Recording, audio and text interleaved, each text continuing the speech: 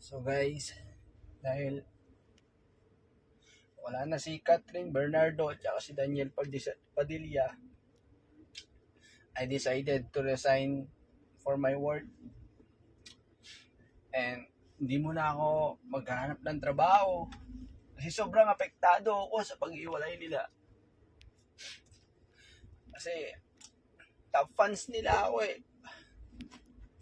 Top fans nila ako simula nung sa ano pa, dun sa Get to Believe in Imagine. Tapos dun sa mga ano nila, mga ibang palabas nila dati. How many years ako nagantay na sobrang apektado ako guys. Kahit sa trabaho ko, hindi na ako makapag-concentrate. Kasi sila ngayong lagi kong inaabangan sa mga bago nilang palabas. Pero hindi ko akalain na ngiwalay na nga sila. At yun, sorry kung nag-emote ako ng ganito. Kasi sobrang top fans nila ako eh. Top fans nila ako. Sobrang nakakaiyak kasi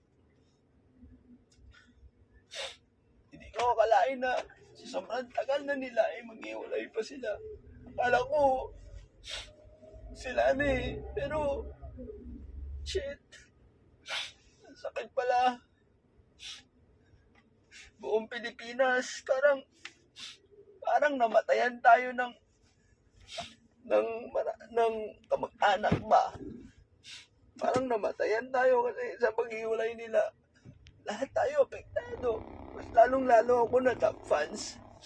Hindi na ako nakakain na maayos.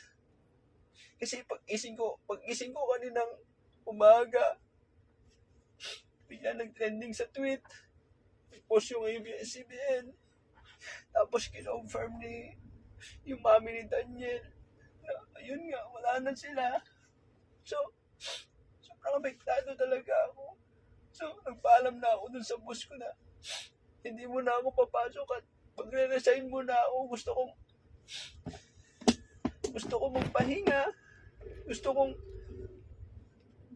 i-enjoy yung bawat araw na yun nga, dahil nasaktan din ako sa pag-iwalay nila.